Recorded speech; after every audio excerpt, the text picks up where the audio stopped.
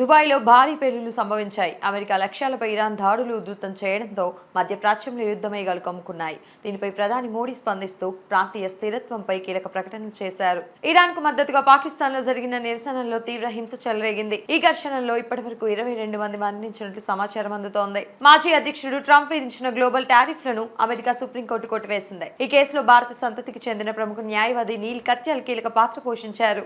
శ్రీలంక సముద్ర తీరంలో Iran నౌకపై submarine దాడి జరిగింది. ఈ ఘటనలో 101 మంది గల్లంతైనట్లు నివేదికలు అందుతున్నాయి. తూర్పు లెబనాన్పై ఇజ్రాయెల్ జరిపిన వైమానిక దాడుల్లో హిజ్బుల్లా గ్రూప్ కు చెందిన 8 మంది సభ్యులు మరణించారు. పవన్ కళ్యాణ్ నటిస్తున్న most awaited movie Ustaad Bhagat Singh త్వరలోనే ప్రేక్షకుల ముందుకు రానుంది. దీనికి సంబంధించి చిత్ర యూనిట్ కీలక అప్డేట్ ఇచ్చింది. శ్రీ విష్ణు హీరోగా నటించిన థ్రిల్లర్ మూవీ మృత్యుంజయ్ ఈ రోజు విడుదలైంది. ఈ సినిమా ఉత్కంఠభరితంగా సాగుతోందని ప్రాథమిక రివ్యూలు తెలుపుతున్నాయి. ఒక వివాహ వేడుకకు దళపతి విజయ్ మరియు త్రిష కలిసి రావడంతో సోషల్ మీడియాలో వారి వీడియో వైరల్ అవుతోంది. దేశవ్యాప్తంగా హోలీ వేడుకలు ఘనంగా జరుగుతున్నాయి. 100 ఏళ్ల తర్వాత హోలీ రోజునే చంద్రగ్రహణం రావడం విశేషం. ఈ సందర్భంగా పలువురు సినీ తారలు రంగుల పండుగను ఎంజాయ్ చేస్తున్న ఫోటోలు వైరల్ అవుతున్నాయి.